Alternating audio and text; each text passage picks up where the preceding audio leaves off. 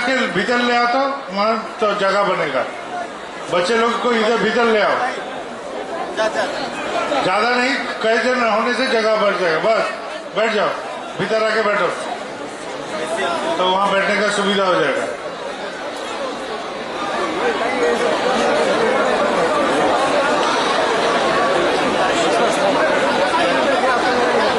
दो साल पहले 2016 में मैं दीक्षा के लिए यहाँ आया था। उड़ीसा में सफर किया, चारों ओर घूमा, दीक्षा हुआ और यह भुवनेश्वर में बहुत बड़ा सहयोग मिला। आज एक मेरा बहुत बड़ा सौभाग्य है, ठाकुर जी का उत्सव चल रहा है भुवनेश्वर में और उसी संजोग से मैं भी पहुंच गया। आज ये मेरा परम सौभाग्य है कि ठाकुर जी का उत्सव के दिन मेरा यहाँ पहुंचना हो गया। ये पहुंचने के लिए मुझे उड़ीसा में कम से कम 3-4 हजार किलोमीटर घूमना पड़ा। मैं खाली यहाँ नहीं आया, 3-4 हजार किलोमीटर कई दिन से हम घूमते रहा और घूमते घूमते यहाँ पहुंचा।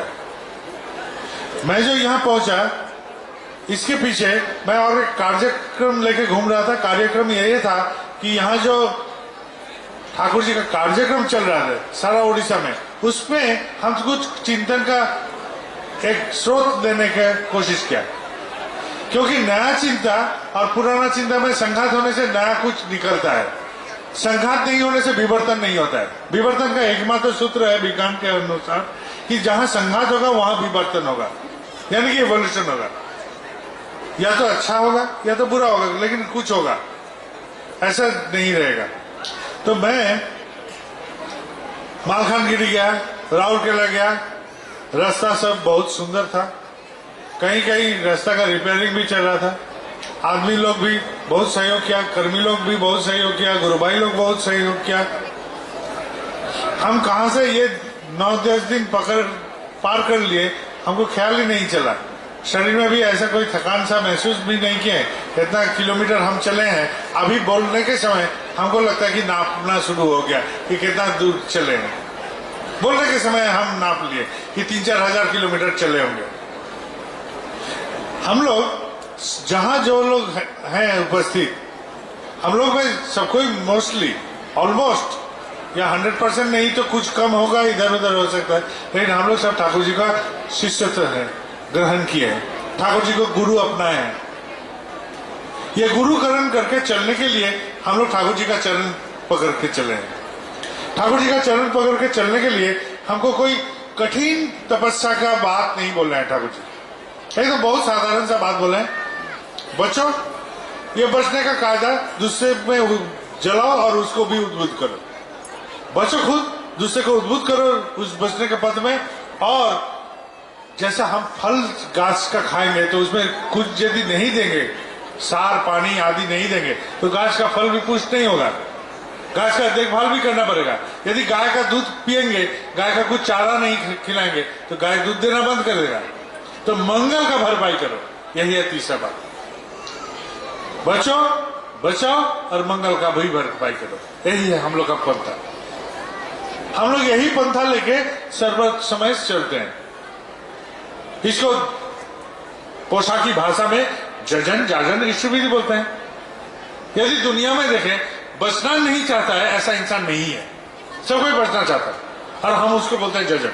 बचो, खुद सही ढंग से बचो, बचने का कायदा कानून सब अपनाओ और उसी दिशा से चलो, यही जजन। जाजन मतलब यही जो हम चलते हैं, इसमें सबको प्रेरणा दो, उद्बुद्ध करो कि ऐसा करने से अच्छा होगा।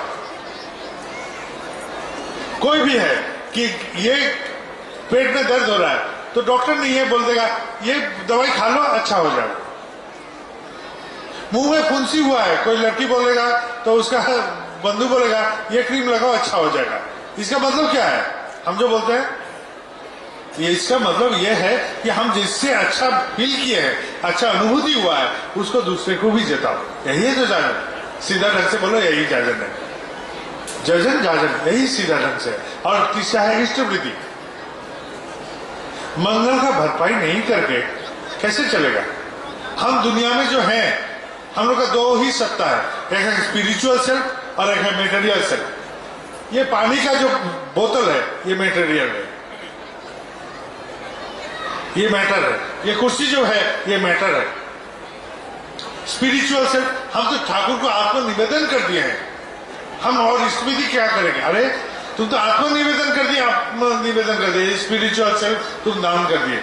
तुम जो ये मैटर यूज करते हो उसके बदले ये तो धरती से पाया है। खेती, अप, तेज, मरुद, बम, इसी से तो पंचभूत से तैयार है दुनिया। तो ये सारे सारा तो भगवान का देन है।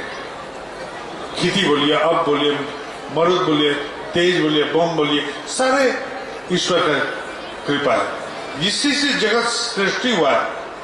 और ये पंचभूत से हमको जो मिलता है, ये माइक का स्टैंड बोलिए, कुर्सी बोलिए, बोतल बोलिए, ये डायस बोलिए, जो भी बोलिए, जो कुछ हम लोग व्यवहार करते हैं ये पंचभूत से सृष्टि है। तो उसके बदले हम गवर्नमेंट का कुछ सामान यूज करते हैं तो टैक्स देते हैं गवर्नमेंट को, तो क्यों नहीं भगवान के लिए हम कुछ करेंगे?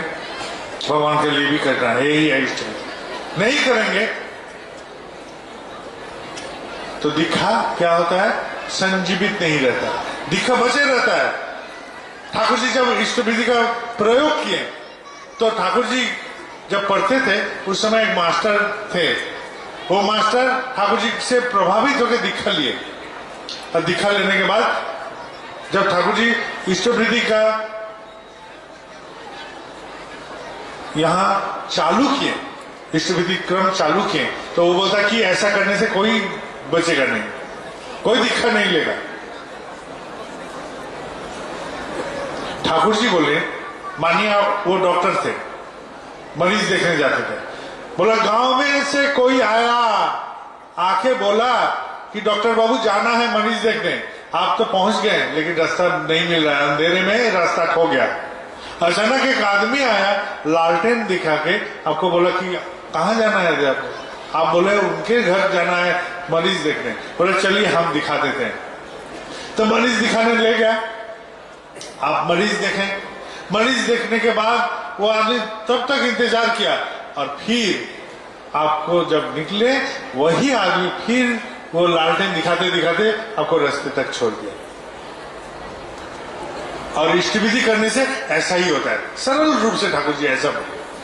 अद्भुत घटना है ये, सारे का सारा बात जो प्रश्न करता था उनके जीवन में कुछ दिन पहले ऐसा ही घटा था, और ठाकुर जी ऐसा बोल दिया। यानी कि ये है रक्षा कवच, रक्षा पाने का एक स्रोत, एक उपाय। हम लोग दीक्षा लेते हैं, दीक्षा लेके जजन जाजन इष्टविधि करते हैं, क्यों? क्योंकि हम गाज बन गए कहीं कहीं। लेकिन छोटा जो पौधा रहता है जब हम आंगन में लगाते हैं तो क्या करते हैं, एक तो काटी गुज देते हैं। वहां काटी देने से वो छोटा पौधा धीरे धीरे बड़ा होते होते एक दिन गाछ हो जाएगा, उसका वो काटी का जरूरत नहीं है, वो खुद ब खुद संभाल सकेगा। जजन जाजन इष्टविधि परायण होकर हम लोग जब तक नहीं चलेंगे तब तक हमारा कोई उन्नयन आदि कुछ नहीं होगा, कोई कार्यक्रम में हमारा सिद्ध नहीं होगा।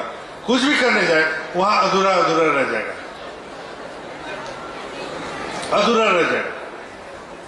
आप लोग देखे हैं कि गांव में भी होता है, शहर में भी होता है। पहले तो बहुत होता था, हम लोग बांग्ला में बोलते कुलो, यानी कि एक उस वक्त तुम लोग ओडिया में क्या बोलते हो, जिसे कुला। तो कुला में यदि हम सरसों का यहाँ हवा देते हैं, जिसको अंग्रेजी में विनोइंग बोलते हैं, आप लोग क्या बोलते हैं जिसको विनोइंग कर? पाशुरी में। और वैसा करके यदि करते हैं तो क्या होता है, जो दाना है वो गिरता है सामने में, और जो जिसमें दाना नहीं है वो उड़ जाता है उड़।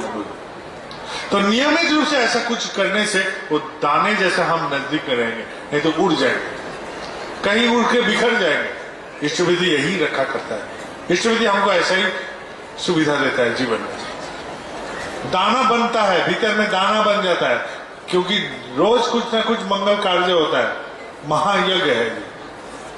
यज्ञ के लिए हवन करना नहीं है, मंत्र बोलने का दरकार नहीं है, ब्राह्मण सब पंडित सबको बुला के एक महासमारोह का जरूरत नहीं, खर्चा पाती भी कम है, यही है महायज्ञ। यही करने से हो जाएगा। कली काल में यज्ञ सिद्ध नहीं है बोलता है, तो यही है महायज्ञ जो परमपिता हमको दिया। और ये कार्यक्रम सही सलामत चले, इसके लिए मैं इस बार उड़ीसा में दौड़ा। सिर्फ उड़ीसा में नहीं दौड़ा, मैं बिहार गया था, वहां भी यही बात बोला। मैं त्रिपुरा गया था, वही बात बोला। मैं बाबा के साथ उड़ीसा से निकल के छत्तीसगढ़ गया, यही बात बोला। गुजरात गया, यही बात बोला। महाराष्ट्र गया, यही बात बोला। सारे का सारा कर्मी लोग से बात बोला। यहाँ विश्वाल दा है, केन विश्वाल, कृपानिधि विश्वाल, यहाँ के भुवनेश्वर में रहते थे, अभी मुंबई में है, वो साक्षी है। मुंबई में जब उत्सव होता था 2-3 हजार आदमी कैसे भी हो आता था, इससे ज्यादा नहीं। वहां बड़ा बड़ा नेता भी आदमी जुटाने में बहुत परेशान हो जाता है, क्योंकि वहां आदमी ऐसा करके नहीं जुटता है। बड़ा मैदान या पड़िया भी नहीं है। आप लोग ओडिया में पड़िया बोलते हैं, वैसा नहीं है। कुछ कार्यक्रम के लिए उतना बड़ा बड़ा मैदान भी नहीं है। यही कार्यक्रम, जो कार्यक्रम हम उनको बोला, उस कार्यक्रम वो लोग अपने अपने मुताबिक किया, और इतना गुरु भाई आया 15,000 से ऊपर। भीड़ चकाचक भीड़ हो गई, उससे ज्यादा भीड़। तो एक शहर में ऐसा करके जमघट करना मुंबई में संभव ही नहीं है। वो शहर कुछ अलग है, उसमें बड़े बड़े लीडर महारथी भी ऐसा करके जमायत नहीं करते हैं। जैसे दिल्ली में पॉलिटिकल लीडर लोग और अन्य सब जमायत कर ले सकते हैं, कोलकाता में बड़ा मैदान है, जमायत हो सकता है। मुंबई में ऐसा नहीं है, सुविधा नहीं है। क्यों नहीं है हमको मालूम नहीं। वह अर्थ के पीछे दौड़ता है आदमी शायद, तो वो अर्थनैतिक राजधानी है। वो एक तीर्थ भी है, भारत का अर्थनैतिक तीर्थ है मुंबई। वहां ऐसा नहीं चलता, तो वहां ऐसा कर लिया वो लोग। जो कार्यक्रम से वो लोग किया, वही कार्यक्रम मैं बोलने जा रहा हूं।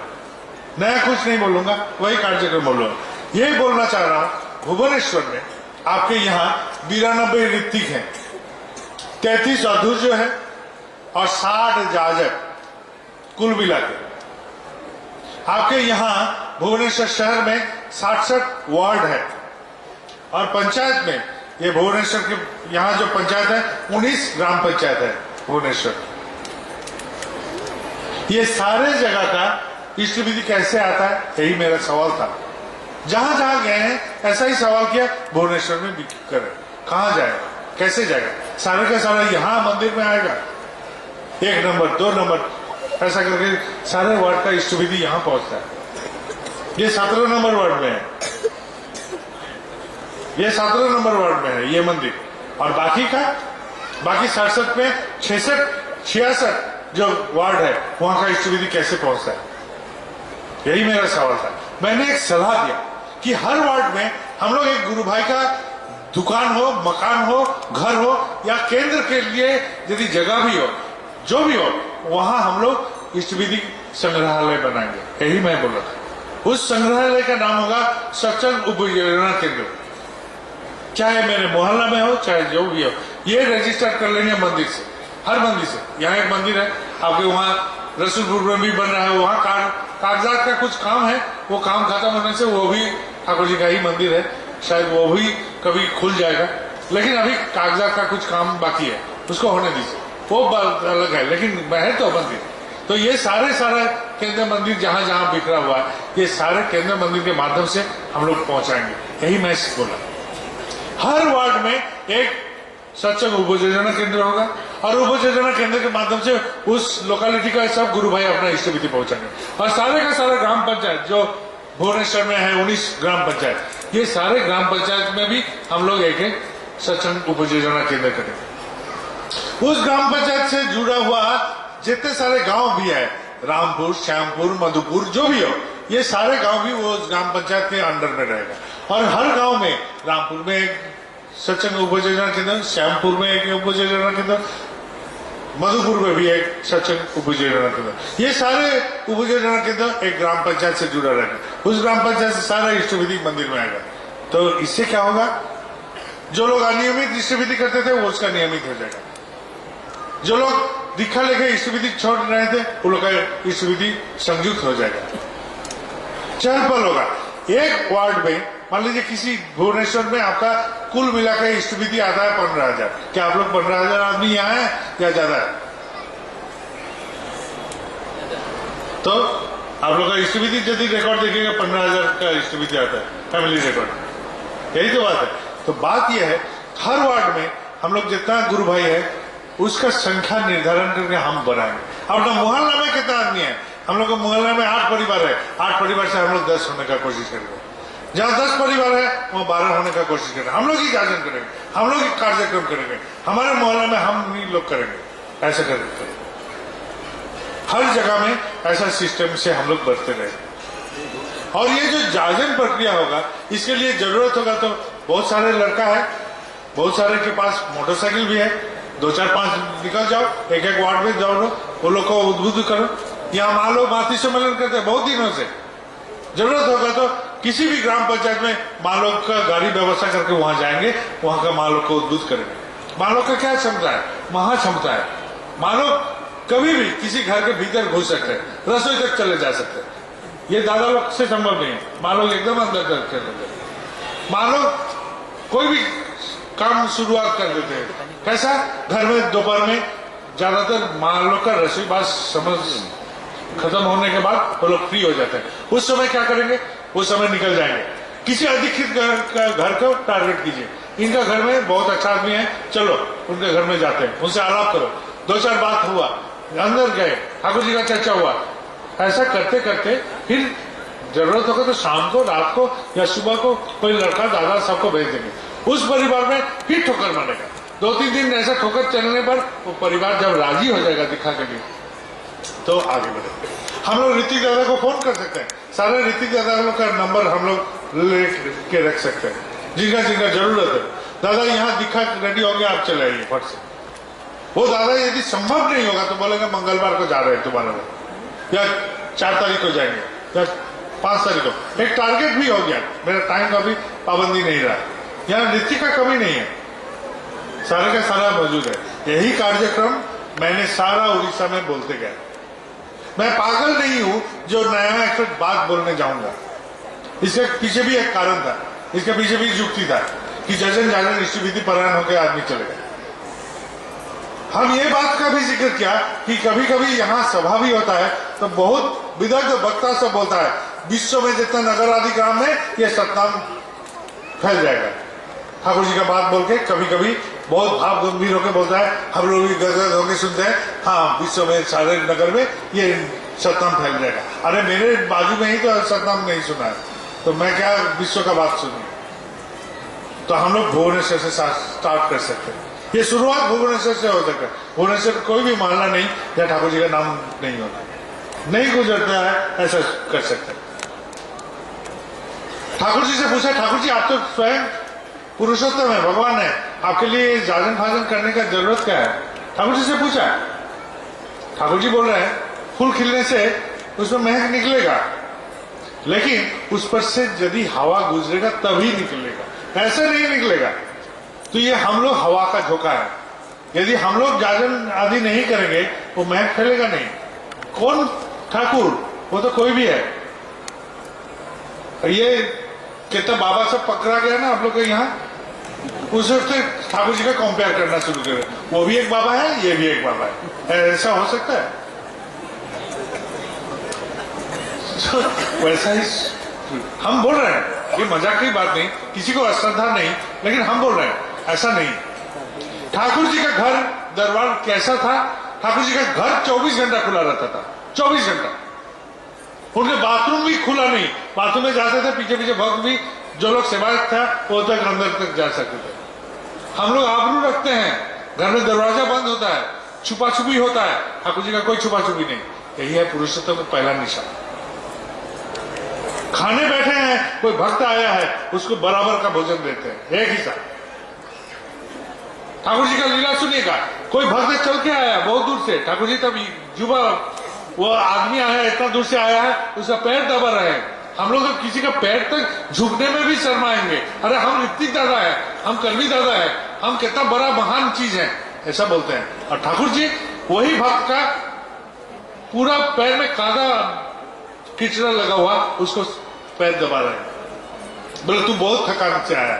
ये कलकत्ता के पास गंगा में नहाने गए, वो भक्त सब उनके साथ गए हैं। ठाकुर जी क्या किए? ठाकुर जी सबने हाथ से सबका माथा में, शरीर में तेल लगाते गए और बोले चलो गंगा में कूदो। इतना प्रेम है। तब परम दयाल बोलता है, तब परम दयाल बोलता है। परख किए हैं हम लोग, सर्वत्र परख किए हैं, हर अवस्था में उनको परख किया है, तब जाके विश्वास कर रहा है हाँ ये कर सकते हैं, इनसे संभव है, ये कर सकते हैं। ठाकुर जी से पूछा कि ठाकुर जी आप तो बोल सकते थे ऐसा करने से होता है, वो ऐसा करने से होता है, बहुत सारे बात हो रहा है, ये सारा कर्मी लोग से नहीं होगा, इसे नहीं होना का है। ठाकुर जी बोल रहे हैं कर्मी लोग पर कितना आशा व्यक्त कर रहे हैं, हम सब पर कितना आशा व्यक्त कर रहे हैं ठाकुर जी।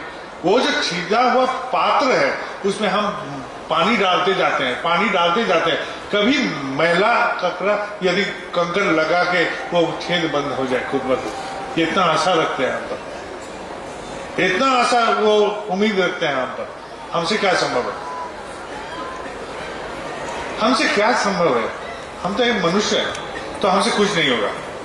मैं ईश्वर का संतान हूं, मुझसे होगा तब होगा, मैं ईश्वर आपका संतान हूं तब होगा, क्योंकि ईश्वर आप हमसे अलग नहीं है, आप हमको आपके जैसा ही बनाए हैं।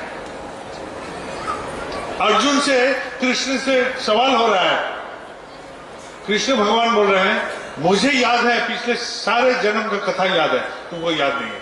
हम नारायण और तू नर रूप से बार बार पैदा हुआ हूं, मुझे सारे का सारा जन्म का वृत्तांत याद है, तेरे याद नहीं। हम मनुष्य भूल जाते हैं, पाते हैं भूल जाते हैं, पाते हैं भूल जाते हैं। अद्भुत घटना है, हम लोग भूलने का एक बीमारी जैसा माना है। और कुछ यदि हमको पीछे में 20-25 आदमी खड़ा हो जाता है तो सीना टान हो जाता है कि हम कितना बड़ा बन गए, कितना महान बन गए। विनम्रता हमारा शरीर से पहले ही जाता है। ठाकुर के जगत में हम देखे हैं, हम खुद, हम ठाकुर जी का रक्तवाही एक मनुष्य है। मैं ये दावा के साथ बोलता हूं मनुष्य होकर रहना ही इस जगत का सबसे बड़ा कठिन बात है। हम ठाकुर लेके चलेंगे, सलाम मारेगा, प्रणाम करेगा, सैकड़ों आदमी झुकेगा, और मेरे मन में लगेगा ऐसा होना चाहिए कि सब ठाकुर आपके लिए होता है, ये सब मेरे लिए बेकार है, मैं तुच्छ हूं। ये भावना जगा के रखना ही सबसे बड़ा साधन है इस जगत में। तू कौन है रे, तू किसका बेटा है रे, ऐसा बोलने का स्वभाव आ जाता है थोड़ा सा क्षमता आने से। मैं यही कार्यक्रम लेके घूमा था, ये कार्यक्रम मैं फालतू नहीं किया। क्यों किया ये भी बोल रहा हूं, ये राजधानी शहर है इसलिए यही बोलना जरूरी है, ये बोलना जरूरी यही है और कहीं नहीं। ठाकुर जी का यहाँ आगमन हुआ था उड़ीसा में, और उसका 7 साल गुजरने वाला है 2022 में। मैं चाह रहा हूं 2 साल में ये कार्यक्रम जो हम कर्मी लोग के भीतर में बोल के आए हैं, चारों ओर खलबली मच, चारों ओर ये खलबली मचना जरूरी है पूरा उड़ीसा में, और तब जाके वो उत्सव कर सकते हैं। वो पुरी का उत्सव बना दिए हैं हम लोग, उत्कल आगमनी उत्सव अभी पुरी का उत्सव है एकदम। हम बोलते हैं, हम बाबा इधर सत्संग का एडमिनिस्ट्रेटर ये बोलता है वो पुरी उत्सव बन गया है ठाकुर जी का आगमनी उत्सव, वो सारा उत्कल देश का उत्सव नहीं है। चंद पुरी का और वहां गुंड की मिलके वो उत्सव बनता है, वो महोत्सव नहीं है, क्योंकि हम तो सबको प्रेरणा दे नहीं पा रहे, सारे उत्कल को वहां इन्वॉल्व नहीं कर पाते। चंद पूरी और वो ओरिएंटेड जितना वर्कर है उसका उत्सव हो गया। लेकिन मेरा कहना है 2022 वाला उत्सव ऐसा मत कीजिए, कोई भी मत कीजिए, ना पुरी वाले, ना भुवनेश्वर वाले, ना कटक वाले, ना ऑल उड़ीसा का कोई जगह का, ये कंधमाल वाले, देवघर वाले, जो भी बोलिए, जहां मैं घूमा सारे का सारा जगह, ये ठाकुर जी यहाँ आए थे उत्कल घूमने, ये उत्सव वैसा ही होना चाहिए। और मैं जो बात बोला, इस बात से क्या होगा, सारे ग्राम पंचायत, सारे गांव, सारे नगर में खलबली रहते हैं। और 2 साल के बीच में ये यदि जागरूक एक स्तर में पहुंच गया तो उसके बाद 2 साल में हम लोग ऑर्गेनाइज कर सकते हैं। इसलिए मेरा ये बात है। और वो उत्सव मैं आप यहाँ सब उड़ीसा के बहुत सारे कर्मी हैं आज बोल रहे हैं, वो उत्सव के लिए आप लोग आग्रह कीजिए, देवघर में अकाउंट खुलाइए, वो उत्सव सेंट्रली कीजिए, ऐसा करके कीजिए जिसमें कोई सवाल नहीं उठे, ऐसा करके कीजिए जिसमें सबको इन्वॉल्व हो सके। मेरा खरीदारी के लिए मैं उत्सव नहीं बोल रहा हूं, बोर्दा का सेंटिनरी हुआ था, संयोग से कभी हमको वहां सारे का सारा बीमार पड़ गए। हम वहां कार्यक्रम में थे। मैं क्या किया, उत्सव के समय एकदम एक जगह छुप के बैठा रहा, खाली फोन रखा था। सारे का सारा काम सारे लड़का कर रहे थे, जितने सारे जहां है सब अपने तरीके से कर रहे हैं। हम कहीं भी नाक नहीं लगाए, एक भी फोन नहीं किए, किसी को फोन नहीं किए। हम निकलते थे कब, रात को 12 बजे 1 बजे के बाद हम धीरे धीरे निकलते थे। हर पेंडल में जाके वहां का सब लड़का से पूछते थे कैसा है कैसा है। रात भर हम एक एक पेंडल घूमते थे। जहां बस पार्किंग है वहां जाते थे, कि दिन में हमका निकलना संभव नहीं था। इतना भीड़ में मैं कहाँ निकलूंगा, वहां जहां मैं जाऊंगा वहां भी भीड़ जाएगा, कुछ उसमें असुविधा होगा। मैं कहीं नहीं निकला। बड़ौदा का सेंटिनरी हम घर में रहते, ये मेरा उत्सव था। और उत्सव का अंत भाग में आके सिर्फ नवंबर का 22-23 तारीख से हम कूदा उस उत्सव के भीतर, और उसके पहले नहीं। मैं यही किया था। मैं बोलता हूं ऑर्गेनाइज करने के लिए सबसे पहले बेहतरीन कार्य क्या है, छोड़ दे। मैं आ रहा था, आने के समय एक हादसा हुआ। मैं क्या कर सकता था, डांट सकता था, पीट सकता था, या गुस्सा दिखा सकता था। तो हादसा तो मेरे साथ नहीं हुआ, मेरे हाथ में नहीं हुआ, तो हम किसी को डांट सकते हैं। लेकिन जो कर रहा है वो मेरा अंश है, वो मेरे ही प्रतिनिधि है। मैं जो कर सकता था वही प्रतिनिधित्व कर रहा है मेरे ऊपर, तो मैं उसको काहे छोड़ूंगा, उसका अंत तक मैं देखूंगा। ये मेरा काम है, किसी के दोष से नहीं, मेरा दोष से हुआ। मैं ऐसा समझता हूं। कार्यक्रम ऐसा कीजिए, सब कोई कीजिए, अपना अपना क्षेत्र में कीजिए, अपना अपना मोहल्ला में कीजिए, अपना अपना जहां जहां आप लोग का परिवार वाले, परिजन वाले, सबको जगह में यही बात फैलाइए। क्योंकि हमको जजन जजन एक्टिविटी भी करना है, मेरे यहाँ माहौल को बढ़ाना भी है। मैं जिस रास्ते में रहता हूँ, इस रास्ते में 2 गुरु भाई है, एक उस कोना में पान दुकान वाला, एक हम मकान वाला। वो पान दुकान वाला, मैं मकान वाला, मैं फर्क करता हूँ। उस तरह पान दुकान है तो छोटा आदमी, मैं इतना बड़ा मकान में रहता हूँ, मैं ऐसा नहीं करता। वो पान दुकान से भी भाव करता हूँ, चलो तुम्हारा लेंथ वाला आदमी दिखाओ, मैं भी अपना लेंथ वाला दिखाता, सब मिलके एक सचन करो। जी भेदभाव छोड़ दिए, क्योंकि ये ठाकुर जी का जगह है। मेरा कितना है, मैं कितना ऊंचा कर सकता हूँ, मेरे पीछे कितना आदमी दौड़ता है, मुझे कितना सलामी मिलता है, कितना प्रणाम मिलता है, ये सब छोड़िए। ये सब जरूरी बात नहीं है। जरूरी बात है मैं ठाकुर आपसे प्रेम करता हूँ, नहीं ठाकुर आप मुझसे प्रेम करते हैं, इसे कोई मतलब नहीं है। हम बहुत सारे भक्तिदार भी सुने हैं, बहुत सारे महारथी का, ठाकुर जी हमको इतना प्रेम करते थे, ठाकुर जी हमको ये करते थे। वो क्या मतलब रखता है? मैं ठाकुर आपसे प्रेम करता हूं कि नहीं, वो मालूम करना जरूरी है। मैं आपको प्रेम करता हूं कि नहीं, यही मालूम है। और आपसे प्रेम करता हूं, इसलिए सबसे प्रेम कर सकता हूं। आज दिखा दे रहा था तो 2 लड़का वहां थोड़ा सा किचिर कर रहा था, उधर उधर कर रहा था, तो डांट दिए। अभी तक मेरा मन में खटक रहा है, तो वो लड़का दोनों का क्या होगा? वो लड़का दोनों के लिए आज दिन भर खटकेगा, कल भी खटकेगा, तो डांटना पड़ा, नहीं तो सब वहां हलबल हो जाता। कहाँ गया वो लोग का? फिर क्या हुआ? वो क्या समझ के आया था, और डांट भी खाया तो खाया, लेकिन वो लोग बाद में फिर क्रम को रखेगा कि नहीं, इसके लिए मेरे मन दुखित है अभी। फिर भी मैं, आप लोग सब उपस्थित है, इसलिए मैं बोलूं, अच्छा चीज में मन आनंदित होता है, बुरा चीज में मन दुखित हो जाता है। मैं बुरा काम किया, लेकिन उपाय नहीं था, सबको डिस्टर्ब कर रहा था लड़का सब, लेकिन मेरा बुद्धि से और कुछ नहीं आया। एक अच्छा की जगह हम डांट दिए, वो ठीक नहीं रहा, हमको लगा कि ठीक नहीं है। जो भी है, मेरे उन पर कोई गुस्सा भी नहीं था, लेकिन गुस्सा दिखाते हैं कभी कभी में क्योंकि रामकृष्ण देव का एक कथा में ऐसा पढ़ा था कि साधु ने एक सांप को बोला, तू दसना बंद कर दे। तो सांप ने दसना बंद कर दिया, तब बच्चा सब उसको देख देख के पत्थर मार रहा था।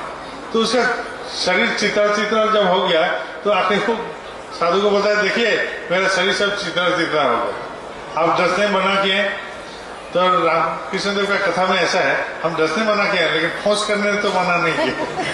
तो हम डसे नहीं, लेकिन बीच बीच में फोर्स करना हो जाता है। ठीक है, आज प्रसाद कैसा हुआ था आप लोग का? क्या क्या खाया? हाँ, डलिया में बहुत सुविधा है। हम जहाँ देख रहे हैं डलिया में क्या है, सब माँ लोग, दादा लोग, भाई लोग व्यवहार कर सकते हैं, हाथों हाथ दे सकते हैं। प्रसाद का यदि डब्बाकरण हो जाए तो और भी अच्छा है, डब्बा में बंद हो जाए। कोलकाता में हम देखे वहाँ तो शहरी क्षेत्र है, तो कोलकाता के भीतर में उत्सव करना मुश्किल होता है। तो हम देखें वहाँ डब्बा कर दिया और एक छोटा सा चम्मच भी उसमें सेलो टेप से लगा दिया। तो क्या हुआ, तो चम्मच से जब खाएगा, हाथ धोने के लिए पानी नहीं चाहिए, खाने के बाद हाथ धोने के लिए थोड़ा सा पानी से हो जाएगा, तो जल खर्चा भी कम होगा। यही समझ के वो लोग ऐसा किया था। तो जैसा जैसा सुविधा है आप लोग को, लेकिन आपके यहाँ देखा सर देख रहे हैं, उतना डब्बा होगा तो नीचे का डब्बा धंस जाएगा। हमको लगता है ऐसा कि पहाड़ चाहिए यहाँ, क्योंकि ये तो शाम का वक्त है, शायद दिन में भी और भी ज्यादा भीड़ हुआ था। आनंद बाजार के समय तो जरूर से ज्यादा। हम सब समय सपना देखता है कि उत्सव हम लोग का मंदिर प्रांगण छोड़ के बाहर कहीं हो। हम सब समय सपना देखता है शहर के सबसे बड़ा परियार मैदान जो है उसमें हम लोग का उत्सव हो। हम सब समय सपना देखता है कि छोटे छोटे कार्यक्रम उत्सव में घेरा करके हो, कि खाली वो स्टेज में 2 आदमी उठेगा, मंच में उठ के गुरु गंभीर होकर वक्तृता देगा। तो ऐसा करने से क्या फायदा? मुझे ऐसा लगता है,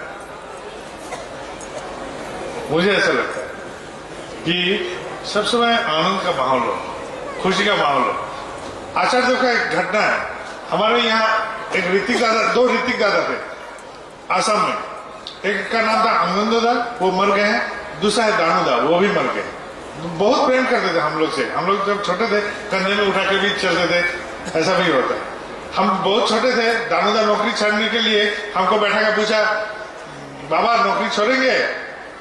नौकरी छोड़ना चाहता हूँ। मैं बहुत छोटा, बोलने वाला भी नहीं हूँ। तो मैं पहले हंसा, फिर रो दिया।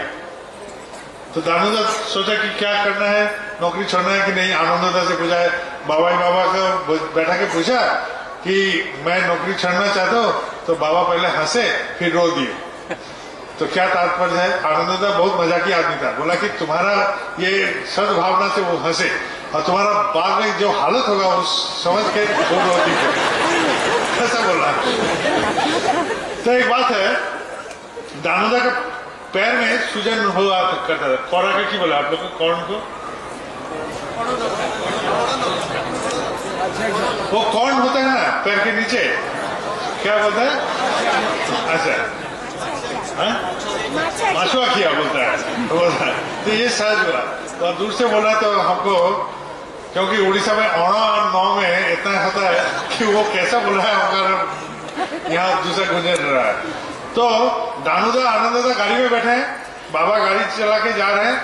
तो आंसू बोल के एक जगह है, वो एक जंगल के किनारे थोड़ा थोड़ा जगह, गुवाहाटी के बाहर, थोड़ा सा बाहर, जस्ट पेरीफेरी। तो बाबा गाड़ी चला के जा रहे थे आचार्य देव। तो जाते जाते देखें कि वहां हम लोग लाव बोलते हैं, हाँ, तो वो एक घर के ऊपर में पड़ा हुआ है। बहुत सारे लाव है, वो सब लाव देखे बाबा बोले, जा तो वो सब लाव उठा के लाओ, चोरी करके लाओ। तो आचार्य देव बैठे हैं गाड़ी में, तो दोनों उतर गए। तो दोनों उतर जाने के बाद दानूदा और आनंददा गए, तो लाव को पकड़े। जैसा लाव को पकड़े, आचार्य देव अचानक हॉर्न बजा के बोले, चोर चोर चोर। तो ये दोनों दौड़ना शुरू किए पीछे। दौड़ते दौड़ते आके आचार्य देव गाड़ी को आगे बढ़ रहे हैं और हंस रहे हैं बहुत। और ये दोनों दौड़ते दौड़ते दौड़ते दौड़ते गाड़ी में आके बैठे। तो गाड़ी में बैठे, आचार्य देव हंस रहे, ये दोनों भी हंस रहा है। ये तो एक मजाकी सिचुएशन था। तो हंस रहे हैं, बहुत मजाक कर रहे हैं। फिर बोला, लाव लाया है? तो आनंददा बोलते हैं, हाँ लाया हूं। और दानूदा को बोलते, तुम लाया है? बोल नहीं लाया। जाओ फिर से लाओ। आगमवाणी का एडिटर थे होमेश्वर काकोती। होमेश्वर दा काकोती दा एक जगह में काम करते थे, दफ्तर में बहुत सारे सामान मिलता था, कागज वगैरह मिलता था। तो बाबा आचार्य देव ने एक दिन काकोदीदा को, हम लोग सब छोटे थे, काकोदीदा को जायजन किया है, काकोदीदा आपका दफ्तर में क्या क्या मिलता है? तो ये सब मिलता है, वो सब मिलता है, वो कागज मिलता है, ये अरे कागज ले आइए, हम लोग का तो बहुत पत्रिका छपाना है। तो काकोदीदा ऑफिस से कैसा करके बहुत चोरी छुपे बहुत बड़ा बड़ा 2 बांडिल कागज लेके मंदिर में आया। आके चुपचाप बाबा को बोलता है आगे कागज नहीं है, किसर कागज, कौन चीज का कागज है? बोले आपने बोला था वो दफ्तर से चोरी। अरे चोरी का कमाल मंदिर में नहीं घुसेगा, भगाओ मंदिर से। बोले जाके ऑफिस में देख आइए। बोले कैसे दूंगा? काकोदीदा तो एकदम थरथराना शुरू किया, क्योंकि आचार्य बोले कि चोरी करके जब लाया इसको जाके फिर दफ्तर में घुसाओ। अब चोरी जहां से किया वहां फिर घुसाएगा कैसे? वो तो एकदम कपकपा लग गया। अब आचार्य को बताया हमको तो उपाय तो बोलिए कैसे करेंगे। तो बाद में आचार्य बुद्धि दी, बोले अगले दिन रिक्शा से वो कागज सब लेके सीधा दफ्तर में घुसे। एकदम काकोदीदा वैसा ही किया, सीधा दफ्तर में घुसे। ये तो मजाक का एक अंग था, वो उद्भूत कर दिए, वो भी कर लिया, और करने के बाद आया काहे चोरी किया, अब जाके लौटा। तो ये तो एक मजाक का परिस्थिति बन गया। अब हुआ क्या, काकोदीदा को बोला है ये कागज लौटाना है। काकोदीदा तो जैसा रोना शुरू किया, कैसे लौटाओ, जहां से चोरी किया हो आप तो पकड़ के हमको एकदम निकाल देगा ऑफिस से, एकदम रिक्शा में बैठा के सबके सामने से घुसाइए। तो काकोदीदा वैसा ही किया, ऑफिस में सबके सामने से, दरबान साहब के सामने से कागज का बांडिल लेते हुए घुसा। जाके बोलता है एकदम बड़ो बाबू का चेम्बर में जाओ। बड़ो बाबू के चेम्बर में गए, कागज का बांडिल लेके टेबल में रख दिया। बड़ो बाबू क्या है? तो देखिए दफ्तर में चोरी होता है बहुत, ये चोरी का सामान मैं कल लेके गया और लौटा के दिखा दिया कि यहाँ से चोरी हो सकता है। अभी आप इसके लिए सावधान हो जाइए, देखिए कैसा मजा है। अरे एक हाथ से बोल रहे चोरी करो, दूसरे हाथ से लौटाने का भी कायदा कैसा होगा वो भी बोल रहे हैं। एक आदमी का मकान ऐसा टैक्स देने के लिए है, टैक्स धार्य किया, क्या क्या हुआ, तो आदमी बहुत परेशान हो गया। आचार्य को बोलता है दादा हम क्या करें? बोला एकदम फटा हुआ गमछा पहन के कोर्ट में जाइए। हाँ, तो वही आदमी खाली बदन गमछा पहन के चला गया कोर्ट में। तो जहाज उसका हाल देके बोला अरे इसको इतना टैक्स नहीं देना पड़ेगा, कमाओ बोल के उसके टैक्स कम गया। तो ऐसा भी हो सकता है। आचार्य इतना रंगीन आदमी है, क्यों? क्योंकि वो भद्र आदमी। भद्र आदमी किसको कहते हैं? हमें अभी बोल के आए हैं एक जगह में, भद्र मतलब जहां आमोद है, प्रीति है, कल्याण, वही है भद्र आदमी। चुपचाप बैठे रहेगा, आनंद नहीं है, मन में पीछे लगना नहीं है, ताना नहीं देता है, मजाक नहीं कर सकता है, तो वो भद्र आदमी कैसे? भद्र आदमी को आमोद, प्रीति, कल्याण, ये 3 चीज होना चाहिए, तब वो भद्र आदमी। चुपचाप गुरु गंभीर होकर बैठे रहते हैं, एकदम कैसा ऐसा करके ताकते हैं, तो घर में तो कम से कम स्पॉन्डिलाइटिस हो जाएगा ऐसा करके।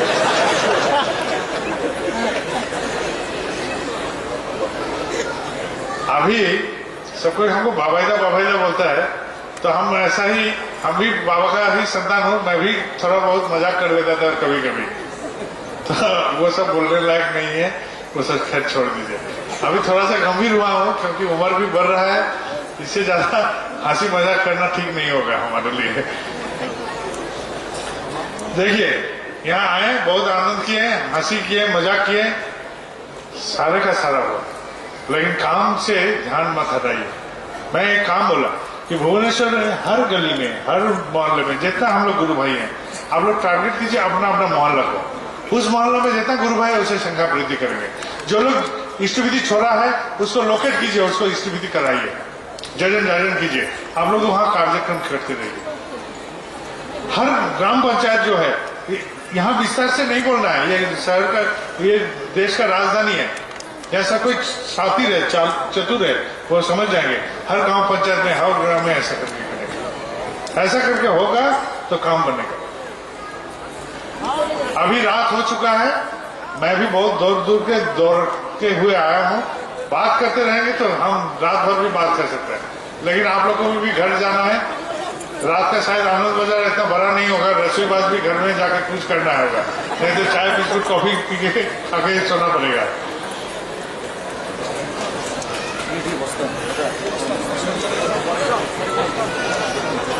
अजय बोलता है आनंद बाजार है, लेकिन इतना जोर से नहीं बोल रहा है। ज्यादातर आदमी क्या बोलता है, अधिक भोजन करे ही जा रहा है।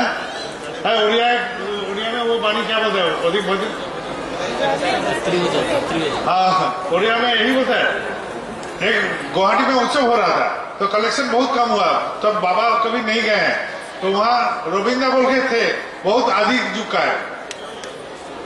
तो आनंद बाजार का जब समय हुआ, माइक में अनाउंस हो रहा था, अधिक भोजन करे ही जा रहा, दरिद्रता मोरे ही तरह, हाँ, ताकि ज्यादा आदमी नहीं खाए, कम कम करके प्रसाद दे। तो कलेक्शन कम हुआ है, आनंद बाजार में प्रसाद भी कम बना है, तब अनाउंस ऐसा होना चाहिए, अधिक भोजन करे ही जा रहा, दरिद्रता मोरे ही तरह। तो आप लोग का आज्ञा अनुमति होने से हम घर के ओर जाएंगे। कल यहाँ सस्ता नहीं देके फिर निकल जाएंगे, ठीक है। जय गुरु।